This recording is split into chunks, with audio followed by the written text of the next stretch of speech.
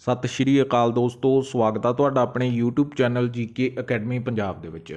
ਦੋਸਤੋ, ਜਿਵੇਂ ਕਿ ਤੁਹਾਨੂੰ ਪਤਾ ਹੀ ਹੈ ਕਿ 22 ਤਰੀਕ ਤੋਂ 26 ਜੁਲਾਈ ਤੱਕ ਜੋ PSSB ਕਲਰਕ, ਅਕਾਊਂਟ ਕਲਰਕ ਤੇ IT ਕਲਰਕ ਦੀਆਂ ਜੋ ਪੋਸਟਾਂ ਲਈ ਜੋ ਕਿ ਐਡਵਰਟਾਈਜ਼ਮੈਂਟ 17, 18 ਤੇ 19 ਨੰਬਰ ਐਡਵਰਟਾਈਜ਼ਮੈਂਟ 2021 ਦੀ, ਇਹਦੇ ਅਨੁਸਾਰ ਇਸ ਤੋਂ ਪਹਿਲਾਂ ਰਿਟਨ ਟੈਸਟ ਹੋਇਆ ਸੀ ਦਸੰਬਰ ਦੇ ਵਿੱਚ, ਤੇ ਉਸ ਤੋਂ ਬਾਅਦ ਹੁਣ ਜੁਲਾਈ ਦੇ ਵਿੱਚ 22 ਤੋਂ ਲੈ ਕੇ 26 ਤਰੀਕ ਤੱਕ ਜੋ ਕਿ ਪੰਜਾਬੀ ਯੂਨੀਵਰਸਿਟੀ ਪਟਿਆਲਾ ਦੇ ਵਿੱਚ ਜੋ ਟਾਈਪਿੰਗ ਟੈਸਟ ਹੋਏ ਸੀ, ਸੋ ਉਹਦਾ ਅੱਜ ਰਿਜ਼ਲਟ ਆ ਗਿਆ ਹੋਇਆ ਹੈ। ਸੋ ਸਾਰੇ ਕੈਂਡੀਡੇਟ ਨੇ ਆਪਣਾ ਰਿਜ਼ਲਟ, ਵੈਸੇ ਹਰੇਕ ਕੈਂਡੀਡੇਟ ਦੇ ਕੋਲੇ ਉਹ ਲਿਸਟ ਚਲੀ ਗਈ ਹੋਏਗੀ। ਮੈਂ ਟੈਲੀਗ੍ਰਾਮ ਦੇ ਉੱਤੇ ਸਾਰੀ ਕੈਟੇਗਰੀ ਵਾਈਜ਼ ਵੀ ਲਿਸਟ ਸ਼ੇਅਰ ਕੀਤੀ ਹੋਈ ਆ ਤੁਹਾਡੇ ਦੇ ਨਾਲ, ਠੀਕ ਹੈ ਜੀ।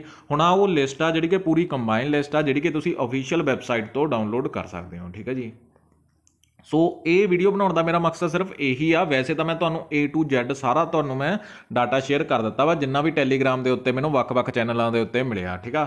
ਤਾਂ ਬਾਰ-ਬਾਰ ਕੁਝ ਕੈਂਡੀਡੇਟ ਦੇ ਅਜੇ ਵੀ ਮੈਸੇਜ ਆ ਰਹੇ ਸੀ ਕਿ ਜਿਹੜੀ ਸੈਕੰਡ ਲਿਸਟ ਆ, ਖਾਸ ਕਰ ਜਿਹੜੀ ਦੂਸਰੀ ਲਿਸਟ ਲਈ ਬਾਰ-ਬਾਰ ਮੈਸੇਜ ਆ ਰਹੇ ਸੀ, ਤੇ ਇੱਕ ਬਾਰ-ਬਾਰ ਮੈਸੇਜ ਆ ਰਹੇ ਸੀ ਕਿ ਜਿਹੜੇ ਕੈਂਡੀਡੇਟ ਦੇ ਟਾਈਪਿੰਗ ਟੈਸਟ ਕੁਆਲੀਫਾਈ ਹੋਇਆ, ਕੀ ਉਹਨਾਂ ਦੀ ਸਾਰਿਆਂ ਦੀ ਸਿਲੈਕਸ਼ਨ ਪੱਕੀ ਹੈਗੀ ਆ ਕਿ ਨਹੀਂ, ਕਿ ਅੱਗੇ ਜਾ ਕੇ ਕਾਉਂਸਲਿੰਗ ਤੋਂ ਬਾਅਦ ਉਹਨਾਂ ਨੂੰ ਕੋਈ ਦਿੱਕਤ ਪਰੇਸ਼ਾਨੀ ਹੋਵੇਗੀ। ਸੋ ਮੈਂ ਉਹ ਸਾਰਾ ਤੁਹਾਨੂੰ ਆਪਣਾ ਇਹਦੇ ਵਿੱਚ ਛੋਟੀ ਜਿਹੀ ਵੀਡੀਓ ਦੇ ਵਿੱਚ ਕੋਸ਼ਿਸ਼ ਕਰਾਂਗਾ। ਵੈਸੇ ਤਾਂ ਤੁਹਾਨੂੰ ਮੈਂ ਲਿਸਟ ਸੈਂਡ ਕੀਤੀ ਹੋਈ ਆ ਟੈਲੀਗ੍ਰਾਮ ਦੇ ਉੱਤੇ। ਜਿਹੜੇ ਕੈਂਡੀਡੇਟ ਟੈਲੀਗ੍ਰਾਮ ਦੇ ਉੱਤੇ ਨਹੀਂ ਐਡ, ਉਹ ਜ਼ਰੂਰ ਇਹਨੂੰ ਵੀਡੀਓ ਨੂੰ ਦੇਖਣ, ਕਿਉਂਕਿ ਬਾਕੀਆਂ ਨੂੰ ਤਾਂ ਆਲਮੋਸਟ ਜੋ ਲਿਸਟ ਹੈ ਉਹ ਸਾਰਾ ਕੁਝ ਸਮਝ ਆ ਚੁੱਕਿਆ ਹੋਏਗਾ। ਸੋ ਮੈਂ ਤੁਹਾਨੂੰ ਇੱਕ ਵਾਰੀ ਟੈਲੀਗ੍ਰਾਮ ਚੈਨਲ ਦੇ ਉੱਤੇ ਲੈ ਜਾਣਾ, ਜਿਹਦੇ ਵਿੱਚ ਕਿ ਮੈਂ ਕੈਟੇਗਰੀ ਵਾਈਜ਼ ਲਿਸਟ ਪਾਈ ਹੋਈ ਆ। ਹਾਂਜੀ ਦੋਸਤੋ, ਆਹ ਲਿਸਟ ਆਪਾਂ ਤੁਹਾਡੇ ਨਾਲ ਸਾਂਝੀ ਕੀਤੀ ਹੋਈ ਆ, ਠੀਕ ਹੈ ਜੀ। ਸੋ ਇਹ ਕਲਰਕ ਦਾ ਰਿਜ਼ਲਟ ਆ, ਜੋ ਪਹਿਲਾਂ ਮੈਂ ਤੁਹਾਨੂੰ ਦੱਸਾਂਗਾ ਕਿ 3008 ਪੋਸਟਾਂ ਸੀ, ਜਿਹਦੇ ਲਈ ਕਿ 3008 ਪੋਸਟਾਂ ਲਈ ਤੁਸੀਂ ਦੇਖੋਗੇ ਕਿ ਟੋਟਲ ਕੈਂਡੀਡੇਟ 5649 ਸਮਥਿੰਗ ਕੈਂਡੀਡੇਟ ਨੂੰ ਟਾਈਪਿੰਗ ਟੈਸਟ ਲਈ ਬੁਲਾਇਆ ਸੀ। 1838 ਕੈਂਡੀਡੇਟ ਐਬਸੈਂਟ ਰਹੇ ਨੇ ਉਹਦੇ ਅਨੁਸਾਰ ਜੋ ਲਿਸਟ ਜਾਰੀ ਹੋਈ ਹੈ, ਤੇ 1255 ਕੈਂਡੀਡੇਟ ਨੇ ਕੁਆਲੀਫਾਈ ਨਹੀਂ ਕੀਤਾ। ਮਤਲਬ ਕਿ ਟੋਟਲ ਜੇਕਰ ਆਪਾਂ ਗੱਲ ਕਰੀਏ ਜਾਂ ਕੁਆਲੀਫਾਈਡ ਜਾਂ ਐਗਜ਼ੈਂਪਟ ਹੋ ਗਿਆ, ਐਗਜ਼ੈਂਪਟ ਹੋ ਜਾਂਦੇ ਆ ਕਿ ਮੰਨ ਲਓ ਜਿਨ੍ਹਾਂ ਨੂੰ ਕਿ ਕੋਈ ਮੰਨ ਲਓ ਵਿਸ਼ੇਸ਼ ਛੂਟ ਦਿੱਤੀ ਜਾਂਦੀ ਆ ਟਾਈਪਿੰਗ ਦੇ ਵਿੱਚ, ਠੀਕ ਆ।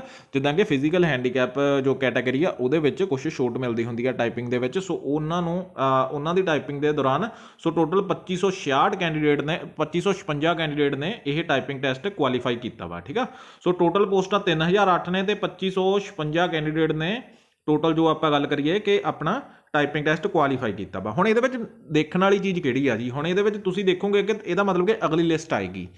ਇਹਨੂੰ ਦੇਖ ਕੇ ਤੁਹਾਨੂੰ ਇਹੀ ਲੱਗ ਰਿਹਾ ਹੋਵੇਗਾ ਕਿ ਹਾਂ ਅਜੇ ਫਿਲਹਾਲ 500 ਦੇ ਸਮਥਿੰਗ ਪੋਸਟਾਂ ਪੈਂਡਿੰਗ ਪਈਆਂ ਨੇ, ਤਾਂ ਅਗਲੀ ਲਿਸਟ ਹੋਰ ਆਏਗੀ।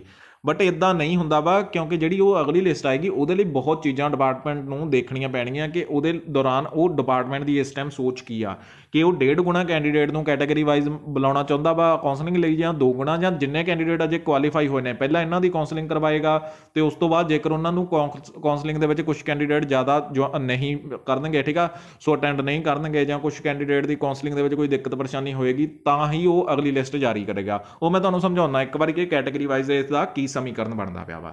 ਹੁਣ IT ਕਲਰਕ ਦਾ ਵੀ ਰਿਜ਼ਲਟ ਆ ਚੁੱਕਿਆ ਪਹਿਲੀ ਗੱਲ ਤਾਂ, ਠੀਕ ਆ। ਹੁਣ ਥੋੜਾ ਜਿਹਾ ਆਪਾਂ ਇਹਦੇ ਬਾਰੇ ਦੇਖ ਲੈਂਦੇ ਆ, ਠੀਕ ਆ ਜੀ। ਟੋਟਲ ਕੁਆਲੀਫਾਈ ਕੈਂਡੀਡੇਟ ਹੋਏ ਨੇ ਜੀ 335, ਠੀਕ ਆ ਜੀ।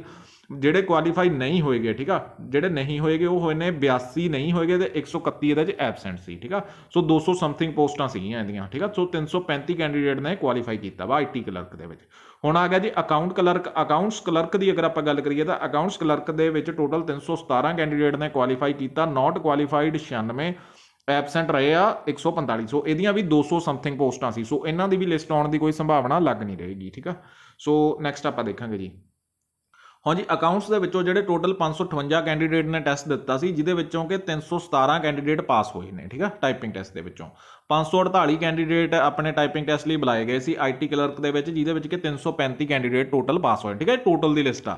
ਸੋ ਹੁਣ ਇਹ ਦੇਖਣ ਵਾਲੀ ਚੀਜ਼ ਹੋਰ ਆ, ਹੁਣ ਇਹ ਵਾਲੀ ਲਿਸਟ ਆ, ਠੀਕ ਆ ਜੀ। ਸੋ ਕਿਸੇ ਕੈਂਡੀਡੇਟ ਨੇ ਬਣਾਈ ਹੋਈ ਸੀ, ਇਹ ਮੈਂ ਤੁਹਾਡੇ ਨਾਲ ਸ਼ੇਅਰ ਕਰ ਦਿੰਦਾ ਵਾ। ਸੋ ਇਹਦੇ ਵਿੱਚ ਦੇਖੋ ਜਿਹੜੀਆਂ ਮੇਨ ਕੈਟਾਗਰੀਆਂ ਨੇ, ਠੀਕ ਆ। ਮੇਨ ਕੈਟਾਗਰੀ ਦੇ ਵਿੱਚ ਟੋਟਲ 1770 ਮਤਲਬ ਵੈਕੈਂਸੀ ਸੀਗੀਆਂ, ਜਿਹਦੇ ਵਿੱਚ ਕਿ ਕੈਂਡੀਡੇਟ 5029 ਬੁਲਾਏ ਗਏ ਸੀ ਉਹਨਾਂ ਕੈਟਾਗਰੀਆਂ ਦੇ ਵਿੱਚ। ਜਿਹਦੇ ਅਕੋਰਡਿੰਗ ਆਪਾਂ ਗੱਲ ਕਰੀਏ ਲਗਭਗ 3 ਗੁਣਾ ਕੈਂਡੀਡੇਟ ਨੂੰ ਬੁਲਾਇਆ ਸੀ, ਜਿਹੜੇ ਕਿ ਕੁਆਲੀਫਾਈ ਹੋਏ ਨੇ। ਕੁਆਲੀਫਾਈ ਕਿੰਨੇ ਹੋਏ ਨੇ? ਕੁਆਲੀਫਾਈਡ ਹੋਏ ਨੇ 2337, ਮਤਲਬ 1770 ਲਈ 2337 ਕੈਂਡੀਡੇਟ ਆਲਰੇਡੀ ਕੁਆਲੀਫਾਈ ਹੋ ਚੁੱਕੇ ਨੇ ਮੇਨ ਕੈਟਾਗਰੀਆਂ। ਹੁਣ ਜਿਹੜੀਆਂ ਅਦਰਸ ਕੈਟਾਗਰੀਆਂ ਹੋ ਗਈਆਂ, ਠੀਕ ਆ, ਉਹਦੇ ਵਿੱਚ ਘੱਟ ਕੈਂਡੀਡੇਟ ਕੁਆਲੀਫਾਈ ਹੋਏ ਨੇ। ਸਿਰਫ 100 ਜੇਕਰ ਆਪਾਂ ਗੱਲ ਕਰੀਏ ਤਾਂ ਸਿਰਫ 197 ਕੈਂਡੀਡੇਟ ਹੀ ਇਹਦੇ ਵਿੱਚ ਕੁਆਲੀਫਾਈ ਹੋਏ ਨੇ, ਜਿਹਦੇ ਵਿੱਚ ਕਿ ਤੁਸੀਂ ਦੇਖੋਗੇ ਕਿ ਆਪਣਾ 1238 ਟੋਟਲ ਵੈਕੈਂਸੀਜ਼ ਨੇ ਤੇ 619 ਕੈਂਡੀਡੇਟ ਨੂੰ ਬੁਲਾਇਆ ਸੀ ਸਿਰਫ ਟਾਈਪਿੰਗ ਲਈ, ਕਿਉਂਕਿ 40% ਦੀ ਜਿਹੜੀ ਐਲੀਜੀਬਿਲਿਟੀ ਬਣਦੀ ਪਈ ਸੀ ਉਹ ਪੂਰੀ ਨਹੀਂ ਹੋਈ ਸੀ। ਠੀਕ ਆ, ਸੋ ਤੁਸੀਂ ਦੇਖੋਗੇ ਕਿ ਸਿਰਫ ਮਤਲਬ ਉਸ ਤੋਂ ਵੀ ਅੱਧੇ ਗੁਣਾ ਕੈਂਡੀਡੇਟ ਨੂੰ ਹੀ ਬੁਲਾਇਆ ਗਿਆ ਸੀਗਾ। ਵੈਸੇ ਆਪਾਂ ਜਿਹੜੀਆਂ ਦੂਜੀਆਂ ਮੇਨ ਕੈਟਾਗਰੀਆਂ ਹੋ ਗਈਆਂ, ਠੀਕ ਆ, ਜਰਨਲ ਹੋ ਗਈ, EWS ਹੋ ਗਈ, BC ਕੈਟਾਗਰੀ ਹੋ ਗਈ, SC RO ਕੈਟਾਗਰੀ ਹੋ ਗਈ, ਇਹਨਾਂ ਨੂੰ ਬੁਲਾ ਲਿਆ ਸੀ ਉਹਨਾਂ ਨੇ। ਲਗਭਗ 3 ਗੁਣਾ ਕੈਂਡੀਡੇਟ ਪਹਿਲਾਂ ਹੀ ਬੁਲਾਏ ਹੋਏ ਨੇ। ਠੀਕ ਆ, 2.5 ਗੁਣਾ 2.84 ਗੁਣਾ।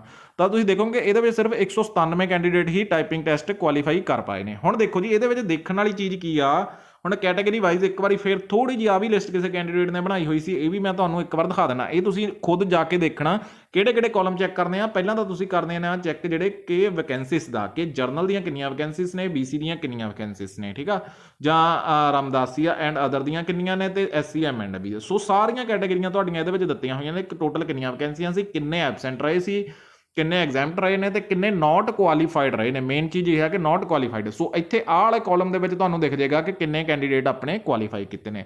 ਜਿੱਦਾਂ ਕਿ BC ਕੈਂਡੀਡੇਟ ਦਾ ਤੁਸੀਂ ਗੱਲ, ਆਪਾਂ ਸਭ ਤੋਂ ਪਹਿਲਾਂ ਇੱਕ ਵਾਰੀ ਥੋੜੀ ਜਿਹੀ ਨਜ਼ਰ ਮਾਰ ਲੈਂਦੇ ਆ ਕਿ ਫੀਮੇਲ ਕੈਂਡੀਡੇਟ 248 ਕੈਂਡੀਡੇਟ ਨੇ ਕੁਆਲੀਫਾਈ ਕੀਤਾ ਤੇ ਮੇਲ ਕੈਂਡੀਡੇਟ 452 ਨੇ ਕੁਆਲੀਫਾਈ ਕੀਤਾ ਵਾ। ਠੀਕ ਆ, 700 ਕੈਂਡੀਡੇਟ ਇਹ ਟੋਟਲ BC ਕੈਟਾਗਰੀ ਦੇ ਵਿੱਚ ਕੁਆਲੀਫਾਈ ਕਰ ਚੁੱਕੇ ਨੇ। ਤੇ ਇਹਨਾਂ ਦੀਆਂ ਟੋਟਲ ਪੋਸਟਾਂ ਕਿੰਨੀਆਂ ਨੇ, ਜੇਕਰ ਆਪਾਂ ਪੋਸਟਾਂ ਦੀ ਗੱਲ ਕਰੀਏ ਤਾਂ ਪੋਸਟਾਂ ਆ ਇੱਥੇ ਤੁਹਾਡੇ ਕੋਲੇ ਮੈਂਸ਼ਨ ਹੋਣਗੀਆਂ। ਠੀਕ ਆ, 173 ਮੇਲ ਦੀਆਂ ਪੋਸਟਾਂ ਨੇ, 109 ਆਪਣੀਆਂ ਫੀਮੇਲ ਦੀਆਂ।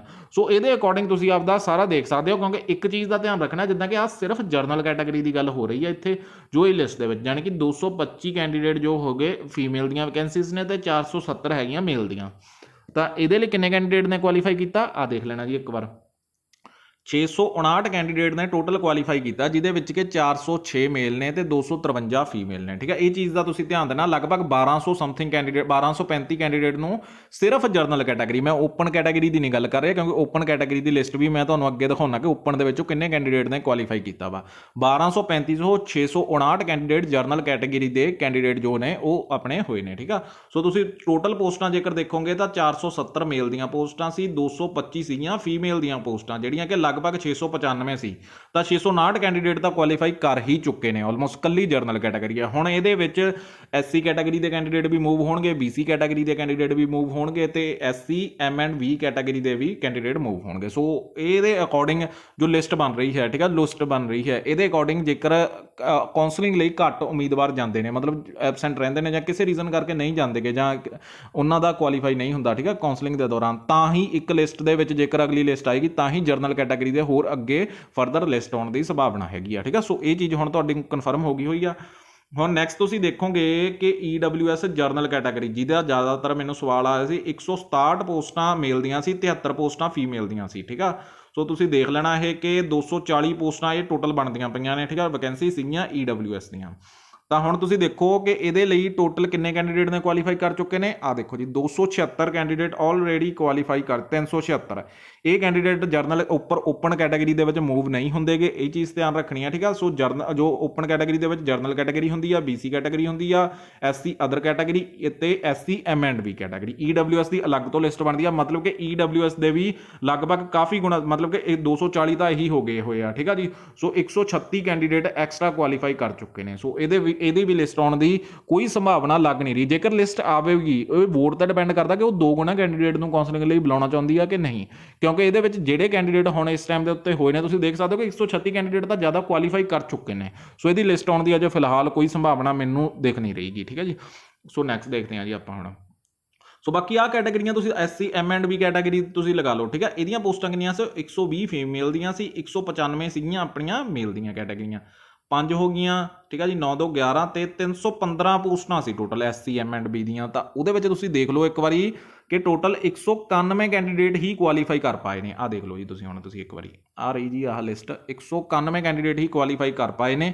ਸੋ ਇਹਦੇ ਵਿੱਚ ਹੁਣ ਦੇਖਣਯੋਗ ਗੱਲ ਹੋਏਗੀ ਕਿ SC MNB ਪਹਿਲਾਂ ਹੀ 40% ਤੱਕ ਬੁਲਾ ਲਏ ਸੀ ਸਾਰੇ, ਮਤਲਬ ਇਹਨਾਂ ਦੀਆਂ ਜਿਹੜੀਆਂ ਬਾਕੀ ਦੀਆਂ ਸੀਟਾਂ ਨੇ, ਠੀਕ ਆ, ਉਹ ਖਾਲੀ ਰਹਿ ਜਾਣਗੀਆਂ ਇਸ ਟਾਈਮ ਦੇ ਉੱਤੇ, ਉਹ ਖਾਲੀ ਰਹਿ ਰਹੀਆਂ ਨੇ। ਇਹ ਹੁਣ ਇਹ ਹੋਏਗਾ ਕਿ ਇਹ ਪੋਸਟਾਂ ਡੀ ਰਿਜ਼ਰਵ ਹੋਣਗੀਆਂ, ਕੀ ਇਹ ਪੋਸਟਾਂ ਕਿਸੇ ਹੋਰ ਕੈਟਾਗਰੀ ਦੇ ਵਿੱਚ ਜਾਂ ਓਪਨ ਦੇ ਵਿੱਚ ਜਾਂ SC RO ਕੈਟਾਗਰੀ ਦੇ ਵਿੱਚ ਜਾਣਗੀਆਂ ਕਿ ਨਹੀਂ। ਅਜੇ ਫਿਲਹਾਲ ਇਹਦੀ ਕੋਈ ਕਲੈਰੀਫਿਕੇਸ਼ਨ ਨਹੀਂ, ਕਿਉਂਕਿ ਇਹ ਡਿਪਾਰਟਮੈਂਟ ਦਾ ਕੰਮ ਹੁੰਦਾ। ਸਭ ਤੋਂ ਪਹਿਲਾਂ ਡਿਪਾਰਟਮੈਂਟ ਨੂੰ ਪਰਮਿਸ਼ਨ ਲੈਣੀ ਪੈਂਦੀ ਆ। ਸੋ ਇਹਦੇ ਬਾਰੇ ਅਜੇ ਆਪਾਂ ਨੂੰ ਕੋਈ ਵੀ ਉਹ ਚੀਜ਼ ਨਹੀਂ ਗਾ, ਕੁਛ ਵੀ ਨਹੀਂ ਪਤਾ ਗਾ, ਠੀਕ ਆ।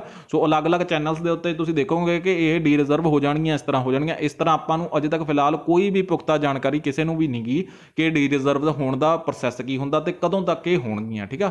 ਸੋ ਇਹਦੇ ਬਾਰੇ ਫਿਲਹਾਲ ਅਜੇ ਆਪਾਂ ਨੂੰ ਕੋਈ ਵੀ ਇਨਫੋਰਮੇਸ਼ਨ ਨਹੀਂ ਹੈਗੀ, ਠੀਕ ਆ। ਸੋ ਇਹ ਸਿਰਫ ਡਿਪਾਰਟਮੈਂਟ ਆਪਾਂ ਨੂੰ PSSB ਬੋਰਡ ਹੀ ਦੱਸ ਸਕਦਾ ਕਿ ਡੀ ਰਿਜ਼ਰਵ ਹੋਣਗੀਆਂ ਤਾਂ ਕਿਹੜੀ ਕੈਟਾਗਰੀ ਦੀਆਂ ਹੋਣਗੀਆਂ ਤੇ ਕਿਹੜੀ ਕੈਟਾਗਰੀ ਦੇ ਵਿੱਚ ਉਹ ਕੰਸੀਡਰ ਹੋਣਗੀਆਂ, ਠੀਕ ਆ। ਸੋ ਇਹ ਚੀਜ਼ ਹੋ ਗਈ। ਹੁਣ ਦੇਖ ਲਓ ਆਹ ਵਾਲੀ ਕੈਟਾਗਰੀ ਦੀਆਂ ਕਹਿੰਦੇ ਹੁਣ ਕਿਹੜੀ ਇੱਕ ਕੈਟਾਗਰੀ ਤੁਹਾਨੂੰ ਮੈਂ ਇਹ ਵੀ ਦਿਖਾ ਦਿੰਦਾ ਇੱਕ ਵਾਰੀ। ਸੋ BC ਕੈਟਾਗਰੀ ਤਾਂ ਮੈਂ ਤੁਹਾਡੇ ਨਾਲ ਕਰ ਹੀ ਲਿਆ ਹੋਇਆ ਜ਼ਿਕਰ, ਤੇ 173 ਮੇਲ ਸੀ, 109 ਫੀਮੇਲ ਸੀਗੇ, ਠੀਕ ਆ। ਸੋ ਇਹ ਆਪਣੀਆਂ ਪੋਸਟਾਂ ਸੀ, ਉਹ ਇਹ ਤਾਂ ਪਹਿਲਾਂ ਹੀ ਵੱਧ ਕੈਂਡੀਡੇਟ ਕੁਆਲੀਫਾਈ ਕਰੀ ਬੈਠੇ ਨੇ, ਠੀਕ ਆ। ਸੋ ਇਹਦੇ ਕੈਂਡੀਡੇਟ ਥੋੜ੍ਹੇ ਜਿਹੇ ਕੈਂਡੀਡੇਟ ਤੁਸੀਂ ਦੇਖੋਗੇ ਜ਼ਿਆਦਾਤਰ ਕੈਂਡੀਡੇਟ ਓਪਨ ਦੇ ਵਿੱਚ ਮੈਰਿਟ ਦੇ ਵਿੱਚ ਮੂਵ ਕਰ ਰਹੇ ਨੇ, ਠੀਕ ਆ।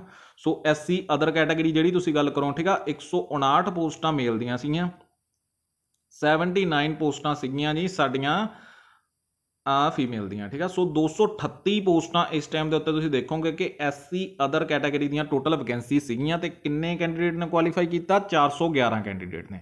ਸੋ ਲਗਭਗ ਇਹ ਵੀ ਕਾਫੀ ਕੈਂਡੀਡੇਟ ਕੁਆਲੀਫਾਈ ਕਰ ਚੁੱਕੇ ਨੇ ਇਸ ਟਾਈਮ ਦੇ ਉੱਤੇ, ਤੇ ਇਹਦੇ ਵਿੱਚੋਂ ਵੀ ਕੁਝ ਕੈਂਡੀਡੇਟ ਤੁਸੀਂ ਦੇਖੋਗੇ ਕਿ ਉੱਪਰ ਓਪਨ ਦੇ ਵਿੱਚ ਮੈਰਿਟ ਦੇ ਵਿੱਚ ਮੂਵ ਹੋਣਗੇ। ਸੋ ਇਹ ਮੈਰਿਟ ਵਾਈਜ਼ ਹੀ ਤੁਹਾਨੂੰ ਪਤਾ ਲੱਗੇਗਾ ਆਖਰ ਦੇ ਉੱਤੇ ਜਦੋਂ ਤੁਹਾਡੀ ਕਾਉਂਸਲਿੰਗ ਹੋ ਜਾਏ, ਕਿਉਂਕਿ ਕਾਉਂਸਲਿੰਗ ਲਈ ਜਿਹੜੇ ਕੈਂਡੀਡੇਟ ਕੁਆਲੀਫਾਈ ਹੋਏ ਨੇ 2534 ਕੈਂਡੀਡੇਟ, ਇਹਨਾਂ ਸਾਰਿਆਂ ਦੀ ਕਾਉਂਸਲਿੰਗ ਹੋਏਗੀ, ਠੀਕ ਆ। ਕਾਉਂਸਲਿੰਗ ਲਈ ਇਹਨਾਂ ਸਾਰਿਆਂ ਨੂੰ ਪੂਰਾ ਬੁਲਾਇਆ ਜਾਏਗਾ, ਬਟ ਹੁਣ ਇਹ ਦੇਖਣਯੋਗ ਹੋਏਗਾ ਕਿ ਕਿੰਨੇ ਕੈਂਡੀਡੇਟ ਨੂੰ ਕਾਉਂਸਲਿੰਗ ਦੇ ਵਿੱਚ ਉਹਨਾਂ ਦੇ ਡਾਕੂਮੈਂਟ ਵਗੈਰਾ ਸਹੀ ਹੁੰਦੇ ਨੇ, ਤੇ ਇਹ ਵੀ ਦੇਖਣਯੋਗ ਹੋਏਗਾ ਕਿ ਕੋਈ ਐਬਸੈਂਟ ਕਿੰਨੇ ਕੁ ਕੈਂਡੀਡੇਟ, ਕੋਈ ਕੈਂਡੀਡੇਟ ਵੈਸੇ ਹੀ ਐਗਜ਼ਾਮ ਦੇਣ ਗਿਆ ਹੋਵੇ ਕਿ ਵੈਸੇ ਹੀ ਜਸਟ ਟਾਈਪਿੰਗ ਦੀ ਪ੍ਰੈਕਟਿਸ ਲਈ ਗਿਆ ਹੋਵੇ, ਕਿਸੇ ਹੋਰ ਦੇ ਵਿੱਚ ਨਾਮ ਆਇਆ ਹੋਵੇ। ਇਹ ਵੀ ਦੇਖਣਯੋਗ ਹੋਏਗਾ ਕਿ ਬਾਅਦ ਵਿੱਚ ਕੀ ਉਹ ਐਬਸੈਂਟ ਹੋਏਗਾ ਕਿ ਨਹੀਂ ਹੋਏਗਾ, ਠੀਕ ਆ। ਸੋ ਉਹ ਚੀਜ਼ ਮੈਟਰ ਕਰੇਗੀ, ਠੀਕ ਆ। ਇਹ ਚੀਜ਼ ਤੇ ਇਹਦੇ ਬਾਰੇ ਅਜੇ ਆਪਾਂ ਫਿਲਹਾਲ ਕੋਈ ਵੀ ਗੱਲ ਨਹੀਂ ਕਹਿ ਸਕਦੇਗੇ, ਠੀਕ ਆ। ਸੋ ਨੈਕਸਟ ਹੁਣ ਆਹ ਜਿਹੜੀਆਂ ਨੀਚੇ ਵਾਲੀਆਂ ਕੈਟਾਗਰੀਆਂ ਨੇ, ਆਹ ਚੀਜ਼ ਤੁਸੀਂ ਧਿਆਨ ਨਾਲ ਦੇਖਣੀਆਂ ਜੀ। ਆਹ ਜਿਹੜੀਆਂ ਕੈਟਾਗਰੀਆਂ ਦੇ ਜਿੰਨੇ ਵੀ ਉਮੀਦਵਾਰ ਨੇ ਲਗਭਗ ਸਾਰੇ ਆਪਦੇ ਆਪ ਨੂੰ ਸਿਲੈਕਟ ਮੰਨਣ, ਕਿਉਂਕਿ ਇਹਦੇ ਵਿੱਚ ਜਿੰਨੇ ਵੀ ਚਾਹੇ ex serviceman, general category, physical handicap category, sports general, freedom fighter, so ਬਾਕੀ ਜੋ ਵੀ ਆਪਣੀਆਂ ਡਿਪੈਂਡੈਂਟ ਕੈਟਾਗਰੀ, ਠੀਕ ਹੈ ਜੀ। ਸੋ ਆਪਣਾ ਸਪੋਰਟਸ ਕੈਟਾਗਰੀ, ਅਲੱਗ-ਅਲੱਗ ਕੈਟਾਗਰੀ ਦਾ ਇਹਨਾਂ ਸਾਰਿਆਂ ਦੀ ਸਿਲੈਕਸ਼ਨ, ਜਿੰਨੇ ਵੀ ਕੈਟਾਗਰੀ ਦੇ ਜਿੰਨੇ ਵੀ ਕੈਂਡੀਡੇਟਸ ਨੇ ਟਾਈਪਿੰਗ ਟੈਸਟ ਕੁਆਲੀਫਾਈ ਕੀਤਾ, ਇਹਨਾਂ ਸਾਰਿਆਂ ਦੀ ਸਿਲੈਕਸ਼ਨ ਲਗਭਗ ਪੱਕੀ ਹੈ ਅਗਰ ਉਹ ਡਾਕੂਮੈਂਟ ਵੈਰੀਫਿਕੇਸ਼ਨ ਦੇ ਵਿੱਚ ਆਪਦਾ ਪੂਰਾ ਕਲੀਅਰ ਕਰ ਲੈਂਦੇ ਨੇ, ਠੀਕ ਆ। ਸਾਰਾ ਕੁਝ, ਸਾਰੇ ਉਹਨਾਂ ਦੇ ਡਾਕੂਮੈਂਟ ਵਗੈਰਾ ਪੂਰੇ ਹੋ ਜਾਂਦੇ ਨੇ, ਠੀਕ ਆ ਜੀ। ਸੋ ਹੁਣ ਇਹਨਾਂ ਦੀਆਂ ਉਹੀ ਗੱਲ ਆ ਗਈ ਕਿ ਜਿਹੜੀਆਂ ਇਹਨਾਂ ਦੀਆਂ ਪੋਸਟਾਂ ਜੋ ਖਾਲੀ ਰਹਿ ਜਾਣਗੀਆਂ, ਜਿੱਦਾਂ ਕਿ ਤੁਸੀਂ ਦੇਖੋਗੇ ਕਿ ਇੱਕ ex serviceman freedom fighter category ਆ ਦੇਖੋ ਜੀ, ਫਰੀडम ਫਾਈਟਰ ਕੈਟਾਗਰੀ ਆ। ਇਹਦੇ ਵਿੱਚ ਕੁਝ ਪੋਸਟਾਂ ਜਿੰਨੀਆਂ ਵੀ ਇਹਦੇ ਉੱਤੇ ਫਿਲਹਾਲ ਮੈਂਸ਼ਨ ਨਹੀਂ, ਫਰੀडम ਫਾਈਟਰ ਦੇ ਵਿੱਚ ਵੀ ਕੁਝ ਪੋਸਟਾਂ ਖਾਲੀ ਰਹਿ ਰਹੀਆਂ ਨੇ। ਐਕਸ ਸਰਵਿਸਮੈਨ ਕੈਟਾਗਰੀਆਂ ਇਹਦੀਆਂ ਵੀ ਲਗਭਗ ਤੁਸੀਂ ਦੇਖੋਗੇ ਕਿ 400 ਦੇ ਕਰੀਬ ਪੋਸਟਾਂ ਨੇ, ਪਰ ਇਹਦੇ ਵਿੱਚ ਸਿਰਫ ਤੇ ਸਿਰਫ ਤੁਸੀਂ ਦੇਖੋਗੇ ਕਿ ਕਿੰਨੇ ਕੈਂਡੀਡੇਟ ਨੇ ਕੁਆਲੀਫਾਈ ਕੀਤਾ, ਸਿਰਫ ਤੁਸੀਂ ਦੇਖੋਗੇ ਕਿ 36 ਕੈਂਡੀਡੇਟ, ਠੀਕ ਹੈ ਜੀ। 35 ਕੈਂਡੀਡੇਟ ਇਹਨਾਂ ਨੇ ਕੁਆਲੀਫਾਈ ਕੀਤਾ ਵਾ, ਤੇ ਇੱਕ ਐਕਸ ਸਰਵਿਸਮੈਨ ਦੇ ਉੱਤੇ ਆ ਰਹੀ ਜੀ 16 ਕੈਂਡੀਡੇਟ ਸੈਲਫ ਨੇ ਕੀਤਾ। ਤਾਂ ਤੁਸੀਂ ਦੇਖੋਗੇ ਕਿ 35 ਤੇ 16 51 ਕੈਂਡੀਡੇਟ ਹੀ ਕੁਆਲੀਫਾਈ ਕਰ ਪਾਏ ਨੇ ਟਾਈਪਿੰਗ ਟੈਸਟ ਆ। ਇਹਦੀਆਂ ਤੁਸੀਂ ਦੇਖੋਗੇ ਕਿ ਇਹਦੀਆਂ ਲਗਭਗ ਤੁਸੀਂ ਦੇਖੋਗੇ 350 ਦੇ ਆਸ-ਪਾਸ ਪੋਸਟਾਂ ਵੈਕੈਂਟ ਰਹਿ ਜਾਣੀਆਂ, ਮਤਲਬ ਖਾਲੀ ਰਹਿ ਜਾਣੀਆਂ, ਠੀਕ ਆ।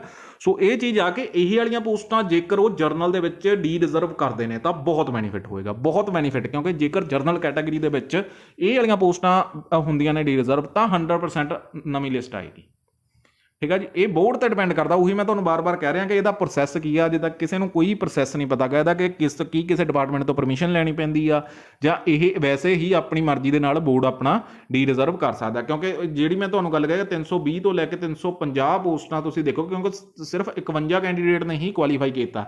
ਇਸੇ ਤਰ੍ਹਾਂ ਤੁਸੀਂ ਬਾਕੀ ਕੈਟਾਗਰੀਆਂ ਵੀ ਦੇਖੋਗੇ, ਚਾਹੇ ਸਪੋਰਟਸ ਕੈਟਾਗਰੀ ਦੇਖ ਲਓ, ਚਾਹੇ ਫਿਜ਼ੀਕਲ ਹੈਂਡੀਕੈਪ ਕੈਟਾਗਰੀ ਦੇਖ ਲਓ, ਚਾਹੇ ਤੁਸੀਂ ਦੇਖੋਗੇ ਕਿ ਆਪਣੀ ਸਪੋਰਟਸ ਦੇ ਵਿੱਚ ਜੇ ਬਾਕੀ ਅਲੱਗ-ਅਲੱਗ ਜੋ ਐਕਸ ਸਰਵਿਸਮੈਨ ਦੀਆਂ ਜੋ RO ਹੋ ਗਿਆ, MB ਹੋ ਗਿਆ, BC ਕੈਟਾਗਰੀ ਐਕਸ ਸਰਵਿਸਮੈਨ, ਇਹਦੇ ਵਿੱਚ ਵੀ ਕੁਝ ਪੋਸਟਾਂ ਖਾਲੀ ਰਹਿ ਰਹੀਆਂ ਨੇ। ਸੋ ਤੁਸੀਂ ਇਹ ਐਕਸਪੈਕਟ ਕਰ ਸਕਦੇ ਹੋ ਕਿ ਜੇਕਰ ਜਿੱਦਾਂ ਕਿ ਤੁਸੀਂ ਟੋਟਲ ਓਵਰਆਲ ਪੋਸਟਾਂ ਦੇਖ ਹੀ ਰਹੇ ਹੋ, ਠੀਕ ਆ।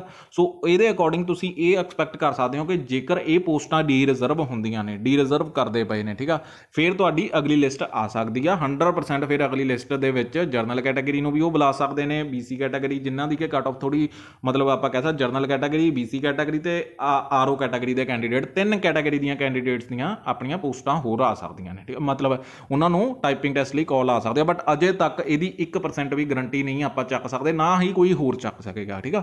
ਸੋ ਇਹ ਤੁਹਾਨੂੰ ਲੱਗ ਜਾਏਗਾ 1-2 ਦਿਨ ਤੱਕ, 2-3 ਦਿਨ ਤੱਕ ਬੋਰਡ ਦੀ ਸਾਈਟ ਦੇ ਉੱਤੇ ਕੋਈ ਵੀ ਨੋਟਿਸ ਆ ਜਾਏਗਾ ਕਿ ਹਾਂ ਇਹਨੂੰ ਬੁਲਾਉਣਾ ਚਾਹੁੰਦੇ ਨੇ ਅਗਲੇ ਕੈਂਡੀਡੇਟਸ ਨੂੰ, ਜਾਂ ਡੀ ਰਿਜ਼ਰਵ ਬਾਰੇ ਉਹਨਾਂ ਨੇ ਕੁਝ ਸੋਚਿਆ ਵਾ ਕਿ ਨਹੀਂ, ਇਹ ਆਪਾਂ ਨੂੰ ਬਾਅਦ ਵਿੱਚ ਪਤਾ ਲੱਗੇਗਾ, ਠੀਕ ਆ। ਸੋ ਅਜੇ ਫਿਲਹਾਲ ਇਹਦਾ ਕੋਈ ਵੀ ਆਪਾਂ ਨੂੰ ਅੰਦਾਜ਼ਾ ਨਹੀਂਗਾ। ਹੁਣ ਆਪਾਂ ਤੁਹਾਨੂੰ ਥੋੜੀ ਜਿਹੀ ਹੋਰ ਮੈਂ ਤੁਹਾਨੂੰ ਇਨਫੋਰਮੇਸ਼ਨ ਦੇ ਦੇਵਾਂ ਇਹਦੀ, ਕਿ ਇਹ ਤਾਂ ਸੀਗੀ, ਠੀਕ ਆ ਜੀ, ਕੈਟਾਗਰੀ ਵਾਈਜ਼ ਲਿਸਟ। ਹੁਣ ਮੈਂ ਤੁਹਾਨੂੰ ਸਾਰੀ ਕੈਟਾਗਰੀ ਵਾ, ਤੁਸੀਂ ਆਪਣਾ ਟੈਲੀਗ੍ਰਾਮ ਚੈਨਲ ਜੁਆਇਨ ਕਰ ਲਓ ਆ, ਠੀਕ ਆ ਜੀ, GK ਅਕੈਡਮੀ ਪੰਜਾਬ। ਇਹਦੇ ਉੱਤੇ ਮੈਂ ਸਾਰੀਆਂ ਲਿਸਟਾਂ, ਜਿੱਥੋਂ ਵੀ ਮੈਨੂੰ ਲਿਸਟਾਂ ਇਹ ਮਿਲੀਆਂ ਨੇ, ਠੀਕ ਆ। ਸੋ ਬਹੁਤ ਮਿਹਨਤ ਕੀਤੀ ਆ ਕੁਛ ਚੈਨਲ ਵਾਲਿਆਂ ਨੇ, ਸੋ ਮੈਂ ਤੁਹਾਡੇ ਨਾਲ ਸਾਰੀਆਂ ਇਸ ਚੈਨਲ ਦੇ ਉੱਤੇ ਸ਼ੇਅਰ ਕੀਤੀਆਂ ਹੋਈਆਂ ਨੇ, ਚਾਹੇ ਉਹ ਆਪਣੀ BC ਕੈਟਾਗਰੀ ਆ, ਚਾਹੇ EW ਆ, ਰੈਂਕ ਵਾਈਜ਼ ਇਹ ਤੁਹਾਨੂੰ ਸਾਰੀਆਂ ਆ ਦੇਖੋ ਜੀ ਕਲਰਕ ਦੀਆਂ ਮਿਲ ਜਾਣਗੀਆਂ, ਚਾਹੇ IT ਕਲਰਕ ਦੀਆਂ, ਜਿਹੜੇ ਵੀ ਤੁਸੀਂ ਰੈਂਕ ਵਾਈਜ਼ ਚਾਹੁੰਦੇ ਹੋ, ਠੀਕ ਹੈ। ਮੇਰੇ ਕੈਟਾਗਰੀ ਦੇ ਕਿੰਨੇ ਉਮੀਦਵਾਰ ਆ ਤੇ ਮੇਰਾ ਕਿੰਨਾ ਰੈਂਕ ਬਣ ਰਿਹਾ, ਚਾਹੇ ਓਪਨ ਦੇ ਵਿੱਚ ਦੇਖੋ ਜੀ, ਆ ਵੀ ਮੈਂ ਤੁਹਾਡੇ ਨਾਲ ਇੱਕ ਲਿਸਟ ਸਾਂਝੀ ਕੀਤੀ ਸੀ, ਠੀਕ ਆ। ਸੋ ਆ ਦੇਖੋ ਜੀ ਓਪਨ, ਆ ਦੇਖੋ ਜੀ ਹੁਣੇ ਇੱਕ ਪੰਜਾਬ ਅਪਡੇਟ ਨਾਮ ਦੇ ਚੈਨਲ ਦੇ ਉੱਤੇ ਪਾਇਆ ਸੀ, ਠੀਕ ਆ ਜੀ, ਕਿਸੇ ਨੇ। ਸੋ ਆ ਦੇਖੋ ਜੀ ਓਪਨ ਮੇਲ ਕੁਆਲੀਫਾਈਡ ਕੈਂਡੀਡੇਟ, ਓਪਨ ਮੇਲ, ਇਹ ਵੀ ਮੈਂ ਤੁਹਾਨੂੰ ਇੱਕ ਵਾਰੀ ਤੁਹਾਨੂੰ ਥੋੜਾ ਜਿਹਾ ਇਹਨੂੰ ਆਪਾਂ ਦੇਖ ਲੈਂਦੇ ਆ, ਠੀਕ ਆ ਜੀ। ਸੋ ਆ ਓਪਨ ਮੇਲ ਕੈਂਡੀਡੇਟ ਦੀ ਲਿਸਟ ਆ, ਮਤਲਬ ਤੁਹਾਨੂੰ ਓਪਨ ਦਾ ਵੀ ਅੰਦਾਜ਼ਾ ਲੱਗ ਜਾਏਗਾ ਕਿ ਹਾਂ ਓਪਨ ਦੇ ਵਿੱਚ ਕਿੰਨੇ ਕੈਟਾਗਰੀ ਜਰਨਲ ਕੈਟਾਗਰੀ ਦੇ ਆ ਰਹੇ ਆ ਤੇ ਕਿੰਨੇ ਕੈਟਾਗਰੀ, ਕਿੰਨੇ ਟੋਟਲ 728 ਆ ਦੇਖੋ ਜੀ, 728 ਕੈਂਡੀਡੇਟ ਆ ਜਿਹੜੇ ਕਿ ਕੁਆਲੀਫਾਈ ਹੋ ਰਹੇ ਨੇ, ਠੀਕ ਆ। ਸੋ ਇਹ ਸਾਰੀ ਚੀਜ਼ਾਂ ਤੁਸੀਂ ਜਾ ਕੇ ਆਪਣਾ ਉਹਦੇ ਉੱਤੇ ਦੇਖ ਸਕਦੇ ਹੋ, ਠੀਕ ਆ ਜੀ। ਸੋ ਇਹ ਸਾਰਾ ਮੈਂ ਤੁਹਾਡੀਆਂ ਲਿਸਟਾਂ, ਆ ਦੇਖੋ ਜੀ ਓਪਨ ਫੀਮੇਲ ਦੇ ਵਿੱਚ। ਸੋ ਆ ਦੇਖੋ ਜੀ, ਇੱਕ ਵਾਰੀ ਮੈਂ ਤੁਹਾਨੂੰ ਦਿਖਾ ਦਿੰਦਾ ਮੈਂ ਇੱਕ ਵਾਰੀ ਪੋਸਟਾਂ ਲਈ, ਆ ਦੇਖੋ ਜੀ ਓਪਨ ਮੇਲ ਦੇ 728 ਬੱਚੀਆਂ, ਓਪਨ ਮੇਲ ਦੀਆਂ 470 ਟੋਟਲ ਸੀਟਾਂ ਨੇ, ਠੀਕ ਆ ਜੀ, ਤੇ 470 ਲਈ 728 ਉਮੀਦਵਾਰਾਂ ਨੇ ਟਾਈਪਿੰਗ ਟੈਸਟ ਆਪਣਾ ਕਲੀਅਰ ਕੀਤਾ ਵਾ, ਠੀਕ ਆ। ਸੋ ਤੁਸੀਂ ਅੰਦਾਜ਼ਾ ਲਾ ਸਕਦੇ ਹੋ ਕਿ ਇਹ ਜ਼ਿਆਦਾ ਉਮੀਦਵਾਰ ਟਾਈਪਿੰਗ ਟੈਸਟ ਕੁਆਲੀਫਾਈ ਕੀਤੇ ਨੇ, ਓਪਨ ਦੀ ਗੱਲ ਹੋ ਰਹੀ ਹੈ, ਠੀਕ ਆ। ਹੁਣ ਇਹ ਕੈਟਾਗਰੀ ਦੇ ਵਿੱਚ ਮੈਂ ਬਾਰ-ਬਾਰ ਕਹਿ ਰਿਹਾ, ਓਪਨ ਕੈਟਾਗਰੀ 'ਚ ਇੱਕ ਜਰਨਲ ਕੈਟਾਗਰੀ ਆਊਗੀ, ਇੱਕ SC RO ਕੈਟਾਗਰੀ ਆਊਗੀ, ਇੱਕ SC ਆਪਣੀ M&B ਕੈਟਾਗਰੀ ਆਊਗੀ, ਤੇ ਨਾਲ ਇੱਕ ਆਪਣੀ BC ਕੈਟਾਗਰੀ ਆਏਗੀ, ਠੀਕ ਹੈ। ਇਹ 4 ਕੈਟਾਗਰੀਆਂ ਉੱਪਰ ਮੂਵ ਹੋਣਗੀਆਂ, ਠੀਕ ਆ। ਸੋ ਇਹਨਾਂ ਦੇ ਸਟੂਡੈਂਟ ਉੱਪਰ ਮੂਵ ਹੋ ਕੇ ਇਹਦੇ ਨਾਲ ਓਪਨ ਲਿਸਟ ਬਣੀ ਆ, ਠੀਕ ਆ ਜੀ ਇਹ। ਸੋ ਨੈਕਸਟ ਦੇਖਦੇ ਹਾਂ ਜੀ ਆਪਾਂ। ਹੁਣ ਜੀ ਓਪਨ ਫੀਮੇਲ ਦੇ ਵਿੱਚ 384 ਬੱਚਿਆਂ ਨੇ, 225 ਸੀਟਾਂ ਨੇ, 225 ਟੋਟਲ ਸੀਟਾਂ ਨੇ, ਟੋਟਲ ਸੀਟਾਂ 225 ਨੇ, ਤੇ 384 ਕੈਂਡੀਡੇਟ ਨੇ ਕੁਆਲੀਫਾਈ ਕੀਤਾ ਵਾ, ਠੀਕ ਆ ਬਸ। ਸੋ ਇਹਦੇ ਵਿੱਚ ਵੀ ਕਾਫੀ ਕੈਂਡੀਡੇਟ ਕੁਆਲੀਫਾਈ ਕਰ ਚੁੱਕੇ ਨੇ। ਤਾਂ EWS ਮੇਲ ਦੀ ਗੱਲ ਕਰੀਏ ਤਾਂ ਟੋਟਲ ਤੁਸੀਂ ਦੇਖੋਗੇ ਕਿ ਮੇਲ ਦੀਆਂ, EWS ਮੇਲ ਦੀਆਂ ਟੋਟਲ ਸੀਟਾਂ ਹੈਗੀਆਂ ਨੇ 270, ਤੇ ਆਪਣਾ ਟੋਟਲ ਸੀਟਸ ਹੈਗੀਆਂ ਨੇ ਜੀ 167 ਸੀਟਾਂ ਨੇ, ਤੇ 270 ਕੈਂਡੀਡੇਟ ਨੇ ਮੇਲ ਨੇ ਕੁਆਲੀਫਾਈ ਕਰ ਚੁੱਕਾ, ਮਤਲਬ 103 ਕੈਂਡੀਡੇਟ ਤੁਸੀਂ ਦੇਖੋਗੇ ਕਿ ਮੇਲ ਐਕਸਟਰਾ ਕੁਆਲੀਫਾਈ ਕਰ ਚੁੱਕੇ ਨੇ, ਠੀਕ ਆ। ਸੋ ਇਹਨਾਂ ਦਾ ਵੀ ਪੂਰੇ ਹੋ ਰਹੇ ਨੇਗੇ। ਸੋ EWS ਫੀਮੇਲ ਦੀ ਗੱਲ ਕਰੀਏ ਤਾਂ ਇਹਦੇ ਵਿੱਚ ਟੋਟਲ 73 ਸੀਟਾਂ ਨੇ, 73 ਦੇ ਅਨੁਸਾਰ ਇਹਦੇ ਵਿੱਚ 105 ਕੈਂਡੀਡੇਟਸ ਨੇ, ਫੀਮੇਲ ਕੈਂਡੀਡੇਟਸ ਨੇ ਕੁਆਲੀਫਾਈ ਕੀਤਾ। ਸੋ ਇਹਦੀ ਵੀ ਫਿਲਹਾਲ ਤੁਸੀਂ ਦੇਖੋਗੇ ਕਿ ਇਹਨਾਂ ਦੀਆਂ ਵੀ ਕਾਫੀ ਐਕਸਟਰਾ ਕੈਂਡੀਡੇਟ ਆਪਣੇ ਕੁਆਲੀਫਾਈ ਕੀਤੇ ਨੇ। ਸੋ ਇਹਨਾਂ ਨੂੰ DV ਲਈ, ਸਾਰਿਆਂ ਨੂੰ DV ਲਈ ਤਾਂ ਵੈਸੇ ਸਾਰਿਆਂ ਨੂੰ ਹੀ ਕਾਲ ਆਏਗੀ ਇਹਦੇ ਵਿੱਚ। ਸੋ ਬਾਕੀ ਐਟ ਦੀ ਐਂਡ ਇੱਕ ਫਾਈਨਲ ਮੈਰਿਟ ਲਿਸਟ ਜਿਹੜੀ ਬਣੇਗੀ ਉਹ ਤੁਹਾਡੀ ਜੋ ਕਿ ਡਾਕੂਮੈਂਟ ਵੈਰੀਫਿਕੇਸ਼ਨ ਕਾਉਂਸਲਿੰਗ ਹੋਏਗੀ ਉਸ ਤੋਂ ਬਾਅਦ ਬਣੇਗੀ। ਹੁਣ ਕੁਝ ਕੈਂਡੀਡੇਟ ਦੇ ਮੈਸੇਜ ਆ ਰਹੇ ਨੇ ਕਿ ਫਾਈਨਲ ਮੈਰਿਟ ਕਦੋਂ ਆਏਗੀ। ਫਾਈਨਲ ਮੈਰਿਟ ਤੁਹਾਡੀ ਕਾਉਂਸਲਿੰਗ ਤੋਂ ਬਾਅਦ ਆਏਗੀ, ਠੀਕ ਹੈ, ਜਦੋਂ ਤੁਹਾਡੀ ਡਾਕੂਮੈਂਟ ਵੈਰੀਫਿਕੇਸ਼ਨ ਸਾਰਿਆਂ ਦੀ ਹੋ ਜਾਏਗੀ। ਫਿਰ ਮੈਰਿਟ ਵਾਈਜ਼ ਜਿਹੜੇ ਕੈਂਡੀਡੇਟ ਉੱਪਰ ਮੂਵ ਕਰਨਗੇ ਆਪਣੇ ਓਪਨ ਕੈਟਾਗਰੀ 'ਚ, ਉਹਨਾਂ ਦੀ ਤੇ ਅਲੱਗ ਤੋਂ ਵੀ ਆਪਣੀ ਲਿਸਟ ਤੁਹਾਡੀ ਮਿਲ ਜਾਏਗੀ। ਹੁਣ ਆ BC ਕੈਟਾਗਰੀ ਦੇ ਵਿੱਚ ਮੈਂ ਤੁਹਾਨੂੰ ਗੱਲ ਕਰਾਂ ਤੇ ਟੋਟਲ ਹੈਗੇ ਜੀ ਆਪਣੇ 173 ਸੀਟਾਂ ਨੇ, ਮੇਲ ਦੀ ਗੱਲ ਹੋ ਰਹੀ ਆ, ਠੀਕ ਆ ਜੀ। ਮੇਲ ਦੇ ਵਿੱਚ 173 ਸੀਟਾਂ ਨੇ ਤੇ ਟੋਟਲ 452, ਠੀਕ ਆ ਜੀ। 215 ਬੱਚੇ ਤਾਂ ਓਪਨ ਦੇ ਵਿੱਚ ਹੀ ਕੰਸੀਡਰ ਹੋ ਰਹੇ ਨੇ ਇਹ, ਠੀਕ ਆ। ਤਾਂ 237 ਬੱਚੇ ਨੇ ਜਿਹੜੇ, ਸੋ 237 ਬੱਚੇ ਤੁਸੀਂ ਦੇਖੋਗੇ ਕਿ 237 ਬੱਚੇ ਸਿਰਫ BC ਕੈਟਾਗਰੀ ਦੇ ਵਿੱਚ ਫਾਲ ਕਰ ਰਹੇ ਨੇ, ਠੀਕ ਆ। ਸੋ ਇਹਨਾਂ ਦੀਆਂ ਟੋਟਲ ਸੀਟਾਂ ਕਿੰਨੀਆਂ ਨੇ 173। ਵੈਸੇ ਇਹਨਾਂ ਦੇ ਟੋਟਲ ਹੁਣ 452 ਕੈਂਡੀਡੇਟ ਓਪਨ ਤੇ ਇਹਦੇ ਮਿਲਾ ਕੇ ਹੋ ਰਹੇ ਨੇ, ਠੀਕ ਆ। ਨੈਕਸਟ ਆਪਾਂ ਦੇਖਦੇ ਹਾਂ ਜਿਹੜੀ BC ਫੀਮੇਲ ਕੈਟਾਗਰੀ ਆ, ਇਹਦੇ ਵਿੱਚ ਤੁਸੀਂ ਦੇਖੋਗੇ ਕਿ 109 ਸੀਟਾਂ ਨੇ ਟੋਟਲ, ਤੇ ਟੋਟਲ ਤੁਸੀਂ ਦੇਖੋਗੇ ਕਿ 248 ਕੈਂਡੀਡੇਟ ਆ ਜਿਹੜੇ ਕਿ ਆਪਣੇ ਕੁਆਲੀਫਾਈ ਕੀਤੇ ਨੇ, ਜਿਹਦੇ ਵਿੱਚੋਂ ਕਿ 248 ਦੇ ਵਿੱਚੋਂ ਵੀ 110 ਬੱਚੇ ਆ ਜਿਹੜੇ ਕਿ ਓਪਨ ਫੀਮੇਲ ਦੇ ਵਿੱਚ ਕੈਟਾਗਰੀ ਦੇ ਵਿੱਚ ਫਾਲ ਕਰ ਰਹੇ ਨੇ, ਠੀਕ ਆ। ਨੈਕਸਟ ਆਪਾਂ ਦੇਖਾਂਗੇ ਹੁਣ SC M&B ਦੀ ਆਪਾਂ ਗੱਲ ਕਰੀਏ। SC M&B ਦੇ ਵਿੱਚ ਟੋਟਲ 195 ਸੀਟਾਂ ਸੀ, ਆਪਾਂ ਉੱਪਰ ਵੀ ਦੇਖੀਆਂ ਸੀ, ਠੀਕ ਆ। 195 ਸੀਟਾਂ ਸੀ ਮੇਲ ਦੀਆਂ, ਠੀਕ ਆ। ਮੇਲ ਦੀਆਂ 195 ਸੀਟਾਂ ਸੀ। ਦੈਨ ਇਹਦੇ ਵਿੱਚ ਤੁਸੀਂ ਦੇਖੋਗੇ ਕਿ ਟੋਟਲ 128 ਬੱਚੇ ਆ ਜਿਨ੍ਹਾਂ ਨੇ ਕੁਆਲੀਫਾਈ ਕੀਤਾ। ਸੋ ਇਹਨਾਂ ਦੀਆਂ ਸੀਟਾਂ ਖਾਲੀ ਰਹਿ ਰਹੀਆਂ ਨੇ ਕਿਉਂਕਿ ਇਹ ਪਹਿਲਾਂ ਹੀ 40% ਬੁਲਾ ਲਿਆ ਸੀ, ਠੀਕ ਆ। ਸੋ ਇਹਦੀ ਹੁਣ ਇਹਨਾਂ ਨੂੰ ਹੋਰ ਨਹੀਂ ਬੁਲਾਇਆ ਜਾਏਗਾ ਕਿਉਂਕਿ 40% ਦਾ ਮਿਨੀਮਮ ਮਾਰਕ ਇਹਨਾਂ ਨੇ ਰੱਖੇ ਹੋਏ ਸੀ। ਹੁਣ ਐਕਸ ਸਰਵਿਸਮੈਨ ਜਰਨਲ ਦੀ ਆਪਾਂ ਗੱਲ ਕਰੀਏ ਤਾਂ ਇਹਦੇ ਵਿੱਚ ਟੋਟਲ 16 ਕੈਂਡੀਡੇਟ ਨੇ ਕੁਆਲੀਫਾਈ ਕੀਤਾ ਵਾ, ਠੀਕ ਆ। ਸੋ ਇਹਨਾਂ ਦੀਆਂ ਤਾਂ ਸੀਟਾਂ ਹੀ ਬਹੁਤ ਸੀ, ਸ਼ਾਇਦ ਮੇਲ ਦੀਆਂ 270 ਦੇ ਲਗਭਗ, 250 ਜਾਂ 270 ਦੇ ਲਗਭਗ ਸੀਟਾਂ ਸੀਗੀਆਂ, ਠੀਕ ਆ।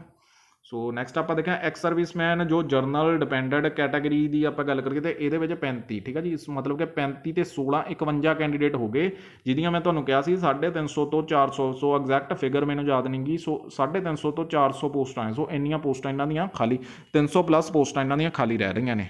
ਸੋ ਜਿਹਦੀ ਕਿ ਬਾਰ-ਬਾਰ ਜ਼ਿਕਰ ਹੋ ਰਿਹਾ ਵਾ ਕਿ ਕੀ ਇਹ ਡੀ ਰਿਜ਼ਰਵ ਹੋਣਗੀਆਂ ਕਿ ਨਹੀਂ ਹੋਣਗੀਆਂ, ਅਜੇ ਫਿਲਹਾਲ ਇਹਦੇ ਬਾਰੇ ਕੋਈ ਇਨਫੋਰਮੇਸ਼ਨ ਨਹੀਂ ਗੀ, ਠੀਕ ਆ।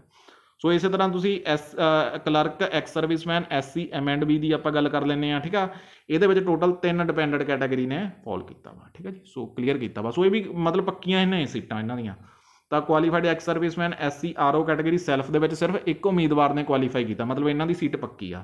ਤਾਂ ਇਸੇ ਤਰ੍ਹਾਂ ਤੁਸੀਂ ਦੇਖੋਗੇ ਜਿਹੜੇ ਕਿ ਡਿਪੈਂਡੈਂਟ ਕੈਟਾਗਰੀ ਦੇ ਵਿੱਚ ਆਏਗਾ, ਠੀਕ ਆ। ਸੋ SC RO ਕੈਟਾਗਰੀ 'ਚ 18 ਕੈਂਡੀਡੇਟ ਨੇ ਉਹ ਕੀਤਾ ਵਾ। ਟੋਟਲ ਇਹਨਾਂ ਦੀਆਂ ਸ਼ਾਇਦ 102 ਸੀਟਾਂ ਨੇ। 102 ਦੇ ਵਿੱਚੋਂ ਤੁਸੀਂ ਲਾ ਲਓ 102 ਦੇ ਵਿੱਚੋਂ ਕੇਵਲ 19 ਕੈਂਡੀਡੇਟ ਕੁਆਲੀਫਾਈ ਕਰ ਪਾਏ ਨੇ ਟਾਈਪਿੰਗ ਟੈਸਟ, ਜਿਨ੍ਹਾਂ ਦੇ 40% ਤੋਂ ਵੱਧ ਨੰਬਰ ਸੀ, ਠੀਕ ਆ।